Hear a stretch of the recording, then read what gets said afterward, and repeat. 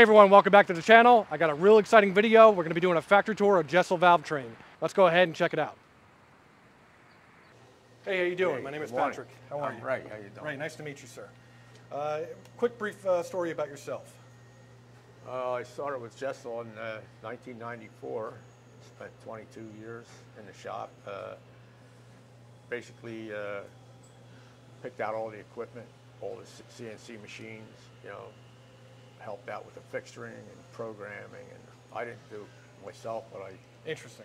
And what was your job title here? Process engineer. Process engineer. Yeah. And now you're retired here, and you just come back and right. visit this great facility here, great people here? I come back about once a month and that's awesome. shake hands, See get how some the place hugs, is, You're like a made man when you come here. Yeah. Well, some people don't know me, but yeah, it's okay. Give us a little the history or the peak moment that Danny created Jesel. You were kind of explaining to me before, but let's go ahead and just give our viewers what the spark was for Danny to create Jesel as it is now. Well, Danny was an engine builder and a racer, and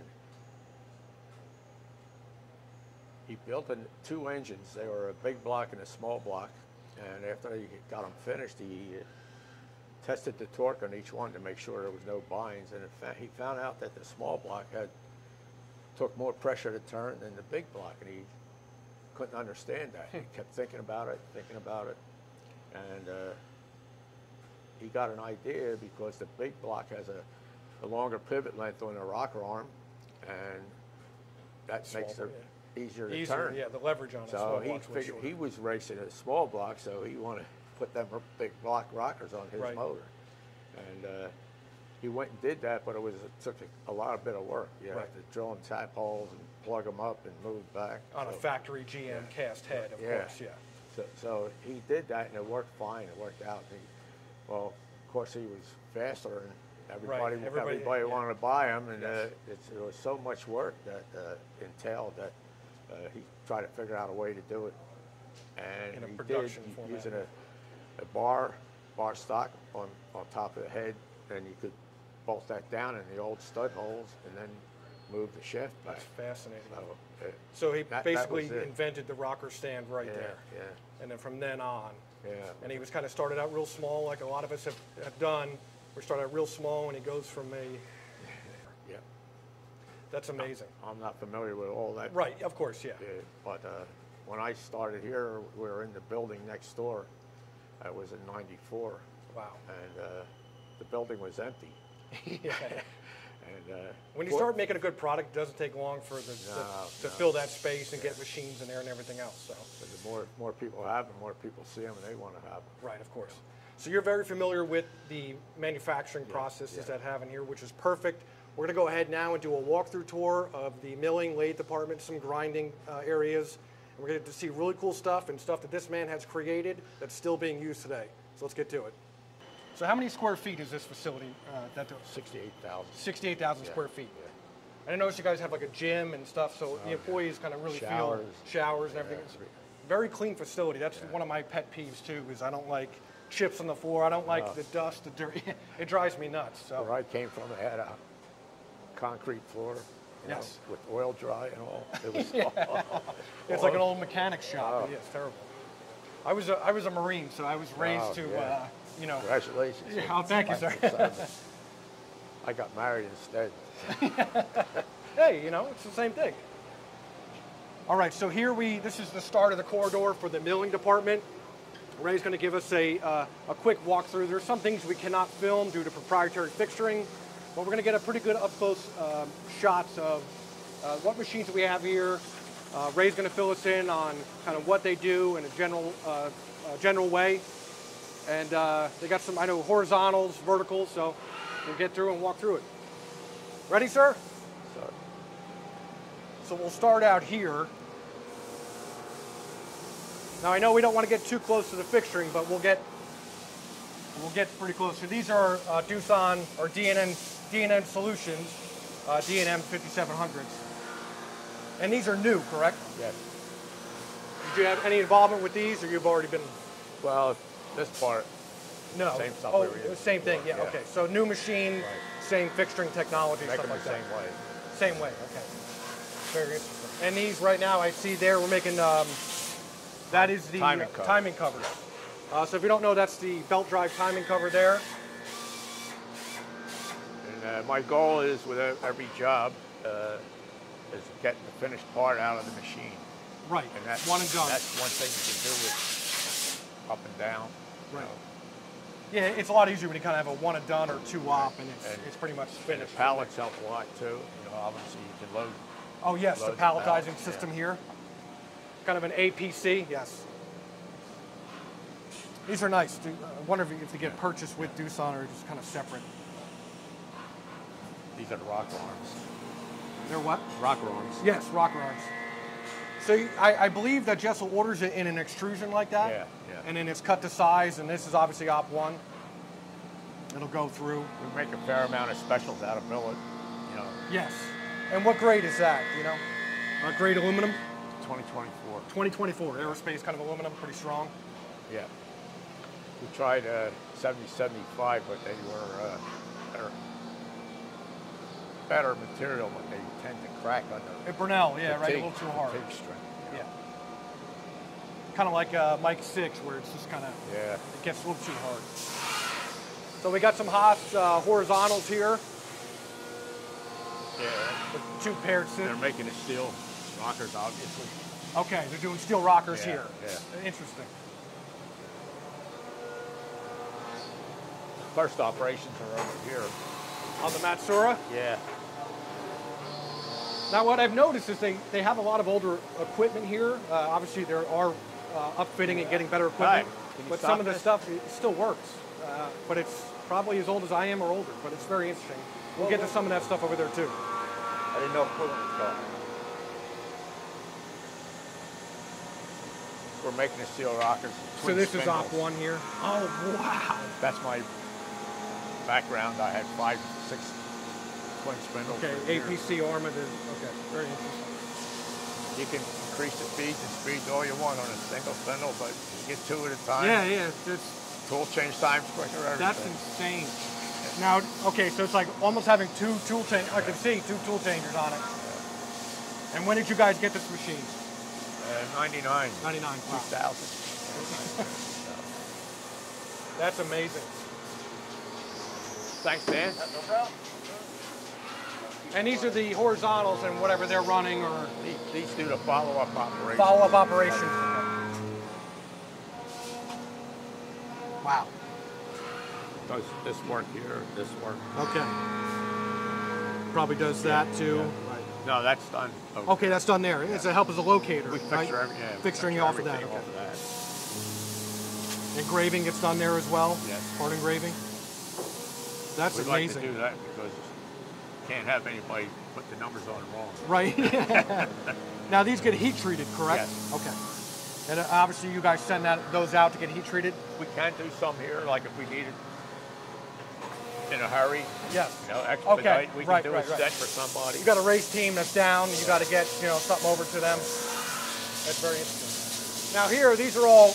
These 2 are exactly the same. Okay. They're a pair. They're tombstone horizontals. Yeah, tombstone horizontals. Oh, Morisiki. Okay. They do the final operations on the aluminum rockets. Oh. And the programming is on this is outrageous. Really? Yeah. A lot to program on these? Well, it's been running the same program for 20 years.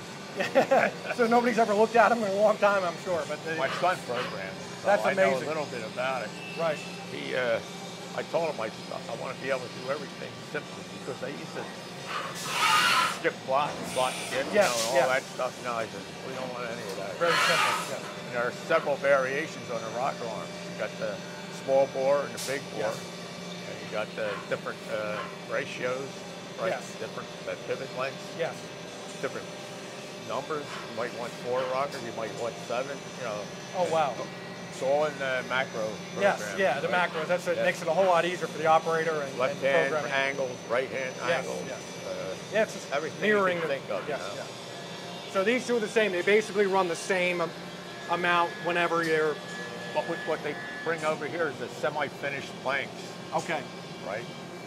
And there's different blanks in all these different drawers. Yes. Oh wow. they look like this. So that's the aluminum blank. Now they have to do the weight reduction. Yes. They have to put the proper ratio in here. Yes.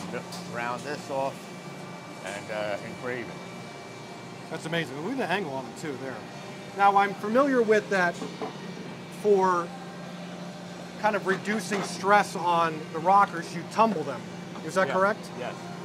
So it's a fascinating thing. What they do is to relieve stress out of the aluminum after a certain amount of machine, kind of like almost like you're heat treating it. It's a bead blast is what it is. A bead blast, is it? Okay. And they bead blast the surface and it removes stress out of the aluminum. And then they continue the manufacturing process. Kind of like heat treating when you're taking a lot of material away. Well, they're not doing too much here, but they want to de-stress it. It's pretty fascinating. The one downside is that they look like castings after you take them out of here. I know, they look kind of like, they got drugged behind a truck, right? Yeah, I've had people call me on the phone and complain that casting broke. I said, they ain't our rocker. That's amazing. All right, so he's moved down here. I think this is a newer machine as well. Yeah, that's a twin also, twin spindle. Twin spindle. Yeah. So this is a twin spindle Doosan. DN Solutions. They changed their name recently.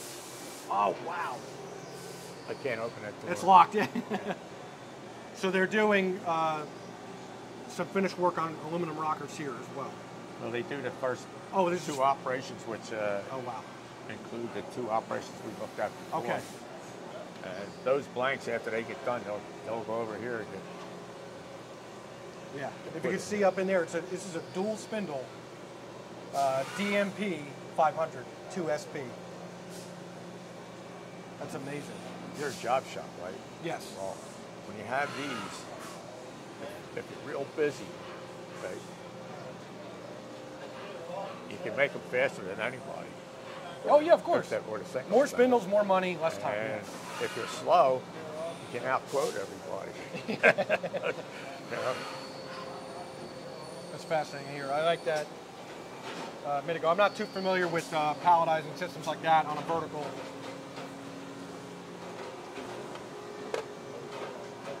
There's steel, right? Basically the same as the aluminum. Yeah, yeah. Steel. On the higher horsepower stuff too, though, sometimes I'll run a steel rocker on the exhaust and an aluminum rocker on the intake. Yeah, there's a lot of more pressure to open the valve of course, yeah. Yeah, depending on the cam overlap and everything else and how it's doing. So here I know we got rocker stands, right? Right. Oh, so it's very basic. It's just a tombstone with some vices. Yeah. These are the stands that I talked about earlier. You put the rocker on here. You can move it any place you want by changing the design. Right. You know, just moving the That's amazing. over. And these are steel? Yeah. 99.95% of them are steel. And then what grade is usually this? It's a mild steel. A mild steel, yeah. I know sometimes... It's 125K tensile. Okay. You know. Yeah, so that's pretty decent. Still malleable. But I know sometimes if I run like a flat plate 1018 or some kind of grade and you machine it, you mill it, it starts to crown when you're done. Yeah, and that's because the rolling process. These don't do much of that. Not only that, you bolt them down anyway. Yeah. If they're 5,000 down a flat. Yeah, right, yeah. Yeah, they're going to get bolted down to a flat surface on the head anyway. And there's some individual rocker stands here. Right. That's interesting there. Yeah, these were... There's...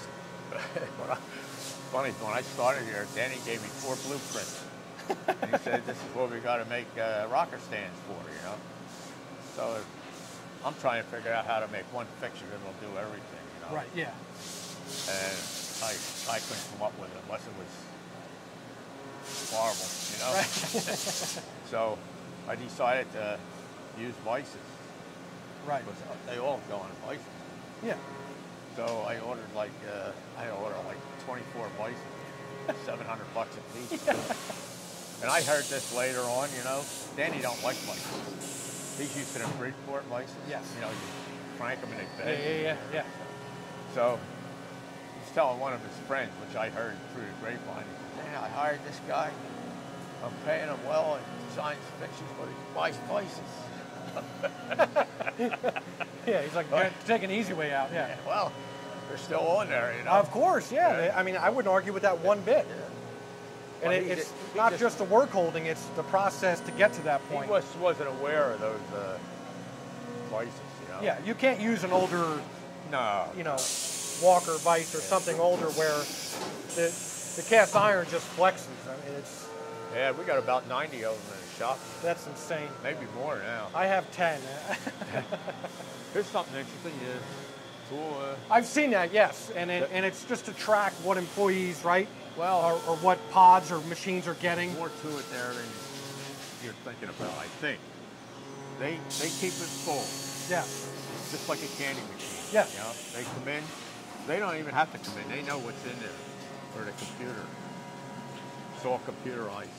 They're Yes. 60 miles away, but they know how many parts are. oh yeah, so the tool manufacturer make their money. Yeah. Right. So they come in and refill it. What? They actually refill it. That's tool. Tool guy here. Tool guy. Because they repackage everything. Yeah, You know, if you need let's say triangle inserts or a milling cutter, they don't get 10. whatever get three or whatever whatever the at tool home. holds, right? Yeah, of course, yeah. I don't know if you find them in the Pocket drawers. them. And it works when they fall to the ground. I used to get a readout every morning, printout of what guy used what tools, how many, Yes. what they cost, and what time. Duration, right? Yeah. Sometimes a guy takes three $60 end mills out in 5 minutes. Something's wrong. Of course, that's what I'm saying, right? So like, you know, there's the gap between the time where you normally have Yeah. an estimated time the tool should last. It's not, and somebody's not doing I'm something. familiar with all that stuff Right. that's going on. So yeah, and Yeah, but it's those nice, are- it's nice because of the repackage. You know, that's a Right, big thing. right. You know. Yeah, they're done in a safe area where they can't fall on the floor and And get we got chipped up. 6 of these machines. Yeah, About- it's about amazing. 300 positions. Wow. And they do, I'd say 20-30% of the tools are custom. And they take care of Wow, that really? too. Yeah. That's amazing. Yeah. So now we got a couple more of these stations here. More Isikis, right? We got the Yeah. timing covers there. These timing covers are here for one thing. They put the radial Oh, holes yeah. in here. Okay. With a seal. They used to do this one hole at a time. And they used to leave the fixture on the top. It never comes off. That's pretty funny. So they throw them in there and Yeah, hit why? the right button. And, Now, do these get shop peened as well? no. Okay. That's amazing. This is a big block They're Chevy? big block, yeah. I think they're the only ones that I've seen that have the whole radial holes. Right, yeah, Around. groove for the seal pan gasket. I don't want to mess them up. There's another twin spindle over there. Yeah, I saw my this. clamps are over there. Might as well Oh, go yeah, over let's go there. see that.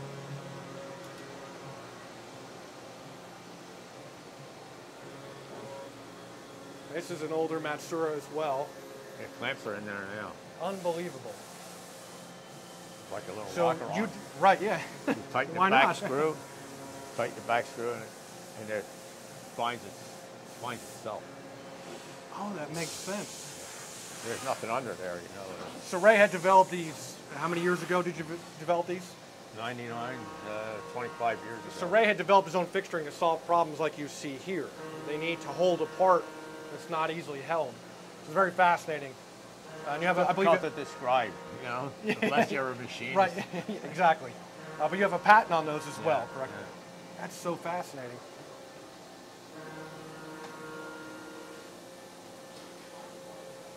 Amazing. Yeah, he can take a 1/4-inch drive, air Yeah, driver. just send it down. Boom, boom, boom, boom, boom. That's done. Now underneath that looks like shaft. Is there like a spring or something? No, under no, that moves under there. there? Okay. There's the cross shaft. See the hole here? Yes. The 3/8 shaft in there, with 45-degree angles on the end. Yes. And there's a shaft here that's got a 45 on the end, and the back is one of those. So it's they go up and down. This moves back and forth. That's fascinating. You're a smart guy, right?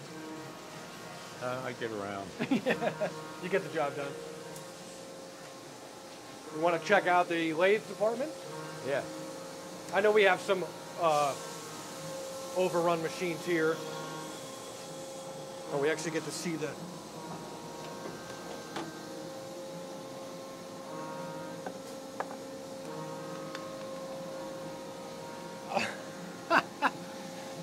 so no matter what, it's always an applied load. There's always a calculated load. Without over torquing. After I got them developed, I called a company that makes fixturing and all. And I explained it to them because I want somebody to make them, you know. Right. And they said, well, send one out. So I sent one out. I said, our engineers are looking at them. They don't know how you did that. You got are they hydraulic or what? You know, I said, no. No. So I'll show you how they work. I'll take a video and send it to you. So I go out in my shop, or my garage at home. I set one up, one of these, put part in there.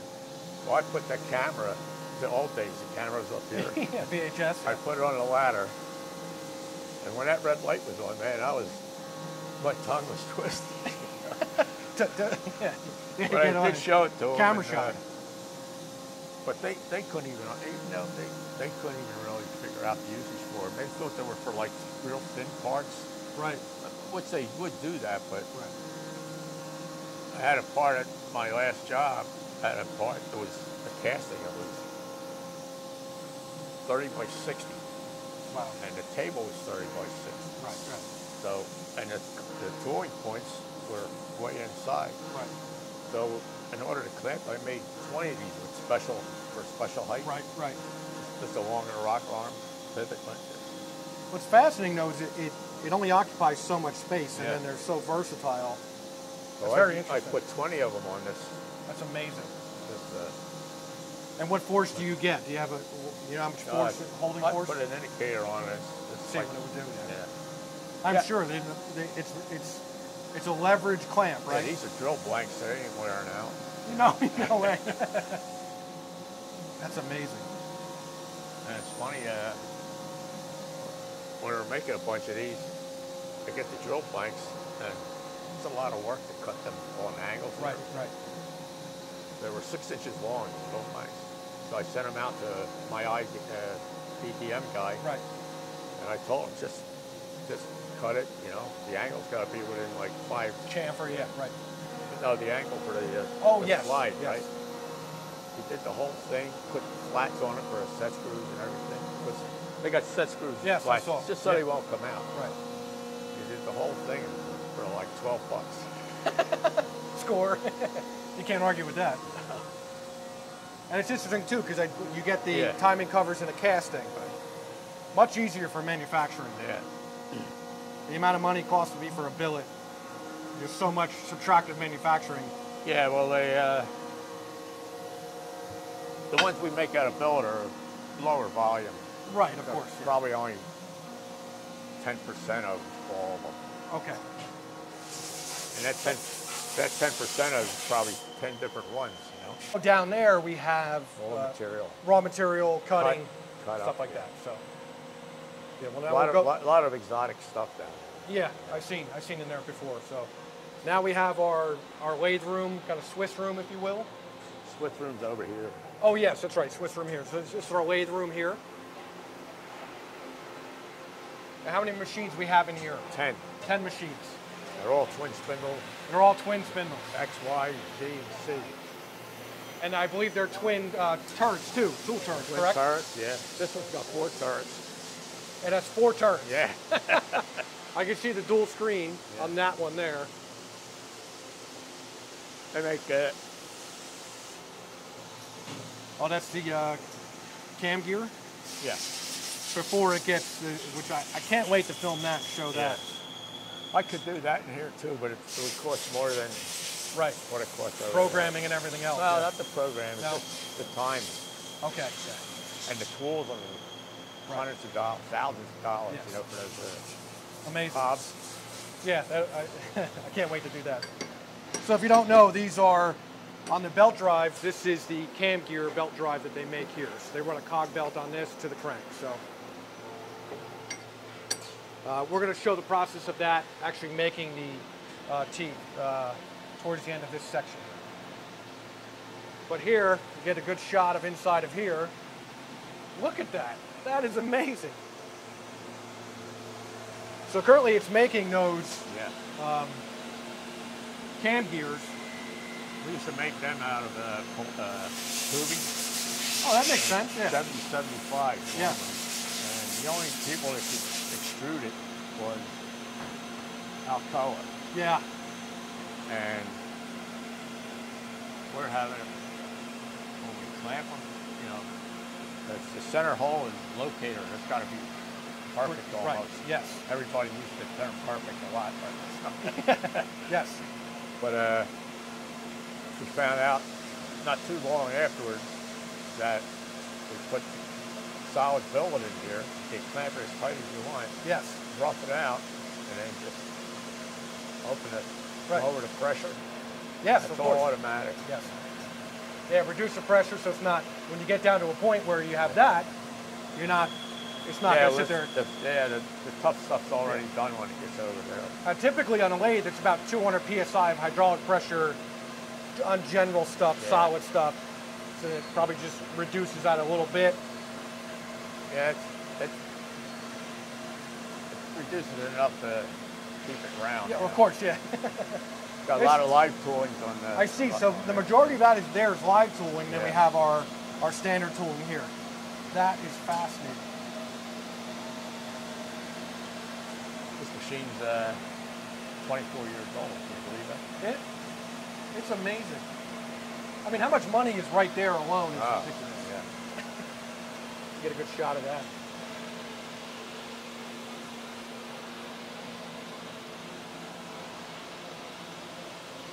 It's in great shape.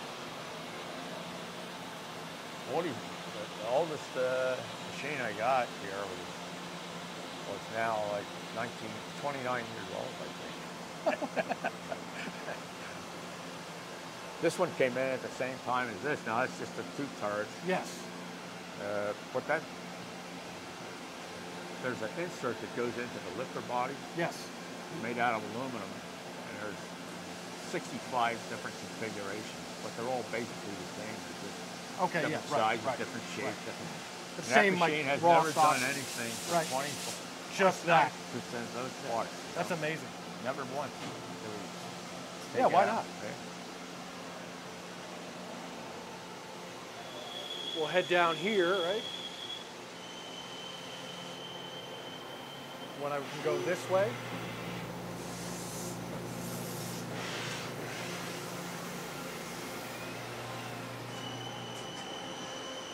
I like how this is laid out because it's in a cell, kind of a manufacturing cell. It wasn't as easy as it looks because the coolant tanks all come out in different machines. Yeah. Even the same brand machine. It come out either front or the side or the back. Yeah. They have to come out so far. But at least you have one operator to two, three machines. It's really nice. It's handy. But what do we do here? Lifter bodies. Lifter bodies. Over here. Hello. How are you? Right. Hey. Met before?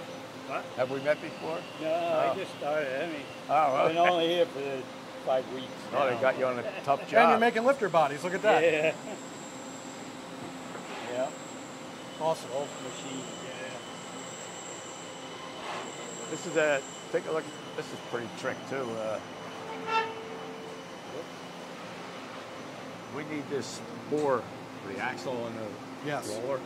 That needs to be perpendicular to this. Of course, within. You know why? Because when all the pressure's on it, there's no give. No. If it's off a little bit, the roller's getting loaded on one side. That cam is going to tell that what to do right away. Yeah. So I'm not going to put it on here, but we put that on there. Yes. And we rotate it over the indicator, and it's magnified because the distance is greater. And then we turn it at 180, do it again, and that's a double read. Sweep it, yeah. An X and Y. Wow. Yeah. I like that multiple fixturing there with. Yeah. That's so fast. That's all this machine's ever do is lift the bar. Yeah. Same over here. And I like the in-process inspection. I know that's super critical. Machines can sometimes start walking and tooling and thermal expansion. Not the spec. Yeah, right, yeah. And these are all oil machines, or these coolant? Some are oil, some are cool.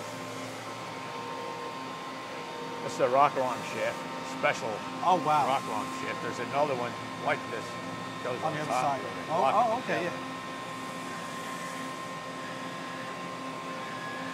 The workmanship is it's very impressive.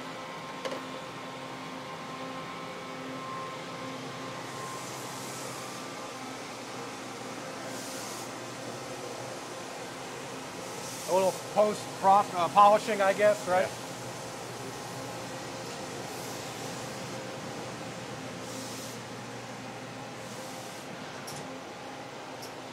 Look at all this live tooling.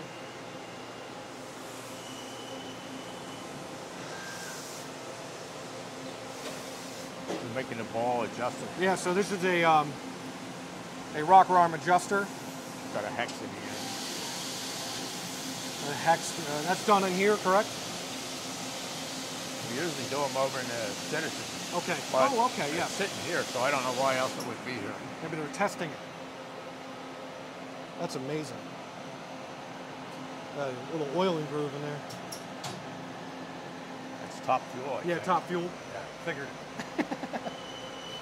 And I know you guys make a lot of top fuel lifters, rockers. You guys still do all that. We started doing the top fuel lifters about 10 years ago, and John Force, you know him? Yeah, he has his own, I know. Well, he wanted to try them because they were only getting 5 runs out of a set of lifters, and he tried them and they got 10 runs out. He was really thrilled, you know. So he said, "Well, do them some more." So they do 40 or 50 runs now out. Wow. And they only change them because, you know, why kick a dead horse? Right, You know? right, yeah, right. You never know. It's always good to. You're not saving much money if you No, yeah. take one more run on It them. would cause more damage on that than anything else. Look at these machines. So impressive. Now, do these run as your manufacturing schedules? Are these mostly run a typical day? There's no other shifts? What kind of shift? No other shift. No other Just shift one work. shift. But sometimes we work overtime, like Fridays and Saturdays. Now, with these machines and tolerances, do you leave them on during the week the entire time? No.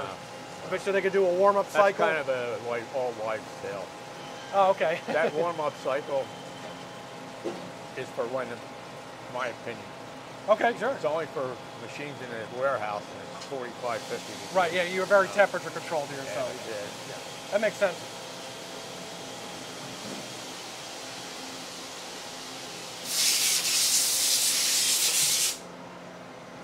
Making it over here. Morning. How you doing? How are you, sir?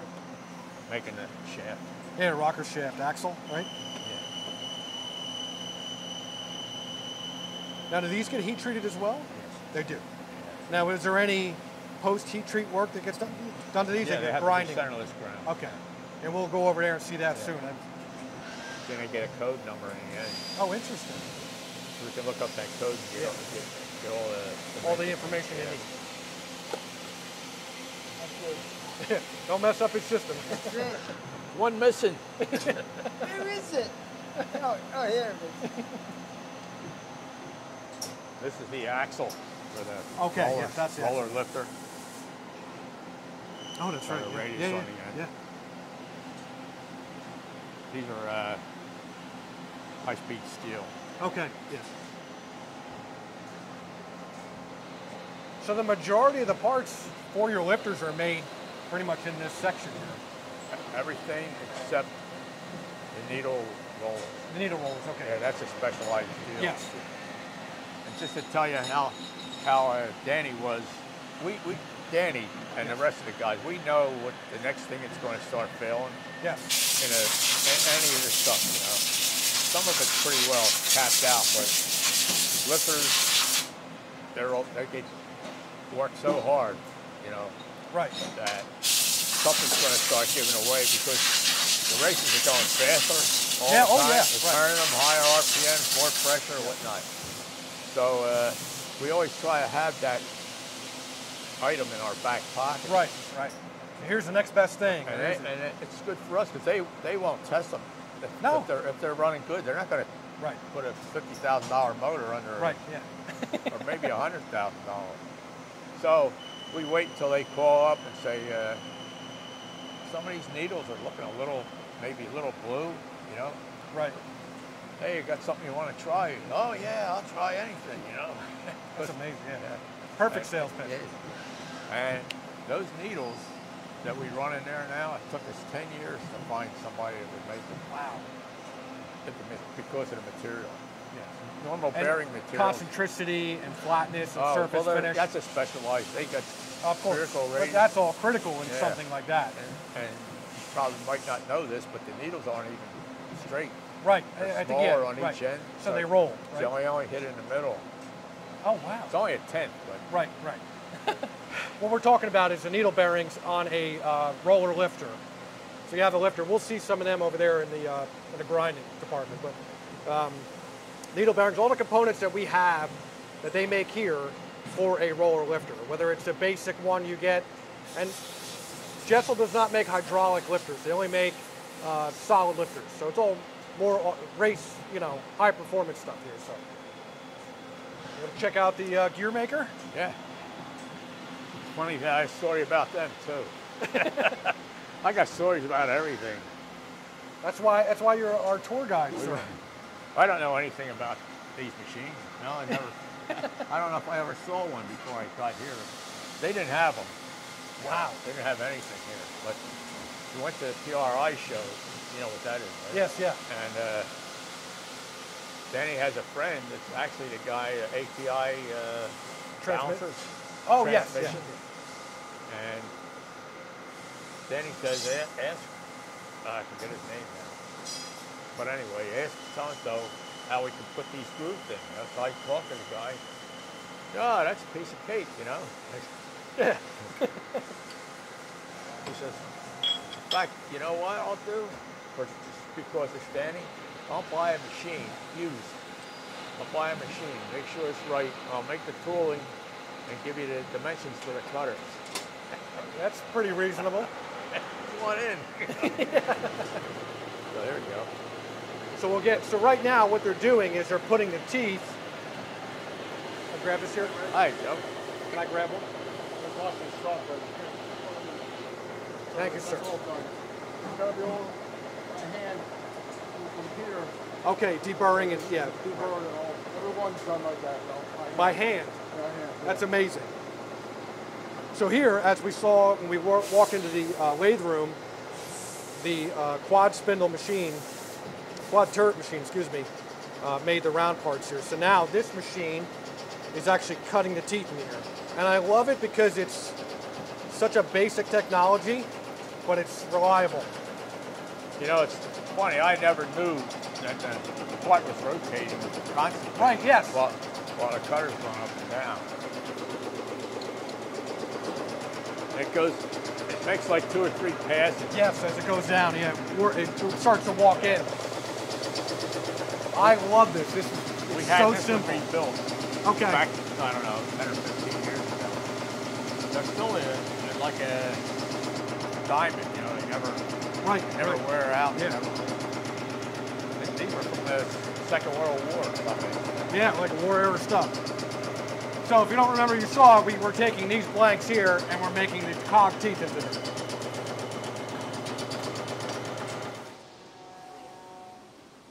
So here we have the kind of final honing, grinding department here.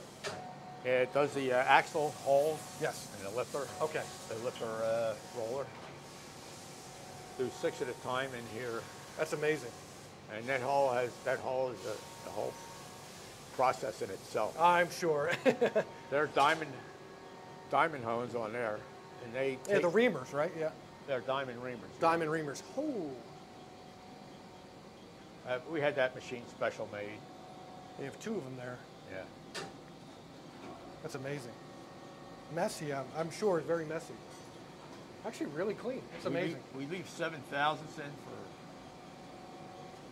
finishing. Okay. But that's not finished. Then they get honed 2 or 3 times. Yes. So that's more of a roughing operation here? And then there's a semi-roughing operation. Wow. And then there's a finishing operation. Then there's a plateau hone. Yes. Okay. You know yeah. what that yes. is, right? Yes. So if you don't know what plateau is, as you're honing, you're still getting ridges. So all it does, you have a high and low in a kind of a hone or a smoothing operation. All it does is knock down those peak points in that surface finish, really refining the surface finish on the. It's actually what I call it's a break-in. Yeah, actually, But, no, that's right. When you do it on points off, you know? cylinders, yeah, they kind of like reduces break-in time for engines when you do that. Yeah. Plus, there's no metal parts flowing through the engine. Yeah, true. This is an automatic. Okay, so load, automatically unload. feeds in. That's pretty cool. Kind of runs down, gets thrown in there. That's amazing. But as you'll see when we get to the one grinding room, I don't know if you saw that one room. This one here? The automatic machine. Oh yeah, the new one over there. That's going to take care of all this. Oh wow. Untouched. That's fully automated? Yeah. It's amazing. Hi, Tom. How are you, sir? Right? This is the first one of these you ever made? So I know here, this is the centerless grinding area. Yeah. Kind of one the of these machines is precision grinding. Okay. They do the outside of the with the rollers. Yes. Yes. 2 centers in there. They back off automatically. The door comes up, the coolant shuts off. Oh, okay. We have a high grade. Hi. How you doing? All right, how you doing? I'm Ray. I'm Ray too. You're Ray too, yeah, I remember. They're hydraulic expansion arbors. Okay. Oh, interesting. German company. Like $1,500 a piece. Jesus. Got a real thin wall here, and when you tighten this screw, it expands. Oh, okay. Only tenths, you know. Yeah, right. Yeah. Very minimal. But their concentration is, insane, right? yeah. So here we have OD grind or OD turning on centerless grinding on the bodies here. Right.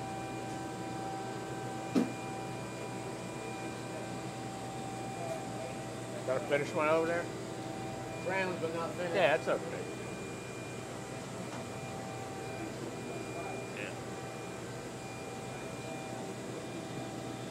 Oh wow. So it's a multi-stage process of actually grinding it, getting it to perfection. And what's the run out on these parts here? Tolerance, Tolerance on these parts here. plus or minus a 10. I mean, and what are these for? What engines are these for? These are top fuel. Top fuel. Into a 62. So it's like 15,000 RPM. Not quite. Top fuel's not real high. 8,500. Oh, it's not that bad. The top alcohol is actually a lot more RPM Okay. than top fuel. Pro stock. They Yeah, actually, pro stock. Oh yeah. they actually limited Well, the they're pro limited stock. to 10.5, Oh yeah. That's amazing. but they were well over 11 a few years ago before they put that limiter on. And I know here, this is the new section of grinding Yeah. that you guys are doing here. Anything else you want to show me in here? This is the surface finisher, Oh yes. finish analyzer. So they periodically check to make sure it's meeting. Set up for checking the bores. Okay, down. yeah. Yep. So this checks surface finish RA. Yeah, we get them down to like a 2. 2? Yeah. Surface finish? That's insane. And it's not unusual for the zipper axles to come out below 1. Below 1. So that's a surface finish of below 1. So RA minus or 0 basically. 0 point. 0 point. That's insane. And what's the benefit to that? Well, Longer needle life, I'm sure. yeah, needle life, and the fact that those grooves that are in there, if you had a 6 finish, let's say, Right. they don't distort or mash down, you know. It's a longer lasting Solid, part, yeah. basically. Basically more surface contact, right? Yeah. All right, Ray, so what do we got here? This is a fully automated grinding machine for finishing the bore on the roller lifter itself. Okay, so we The just wheel. went from the manual kind of room where Right. we're doing a lot of OD, ID Yeah. kind of stuff, to here, where this is Just now taking a part out now. a full automation. Putting it over Robotic. in a tray. Wow.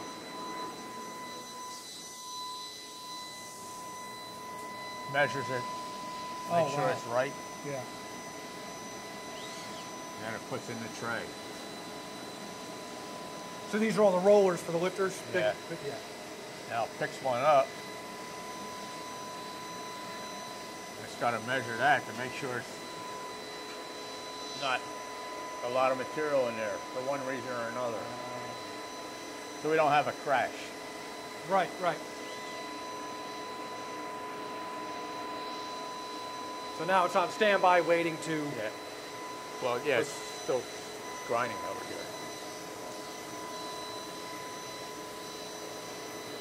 It's amazing because the bed of this machine is granite. It's like an epoxy granite, I believe. It's a heavy, heavy piece, isn't it? A heavy machine. Want to know something? Yeah. I get everybody with this, especially guys that are in the aluminum and granite weigh exactly the same. I believe it. Yeah, okay. You wouldn't want to use aluminum. I'm not driving Right, at that because yeah. it's The thermal,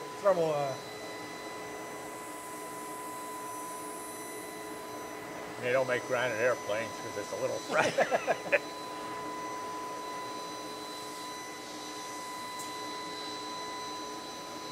Does it dress the stone on this, or is that Pardon just, does it dress the stone, or does it? Yeah, it's automatic.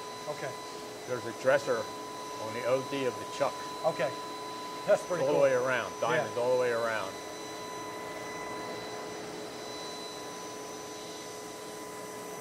And it self-compensates. Yes, yes.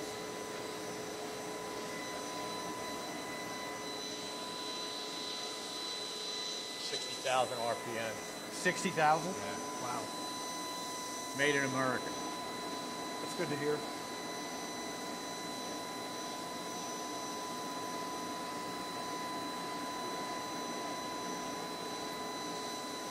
So your parameters, spark out time 15 Yes, seconds. yeah, that's pretty neat. Blah, blah, blah, blah,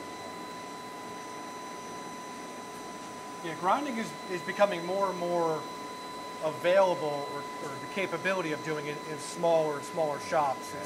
It's really a need for aerospace stuff, and just a lot of upfront costs, but you do get that back pretty quick, is from what I understand.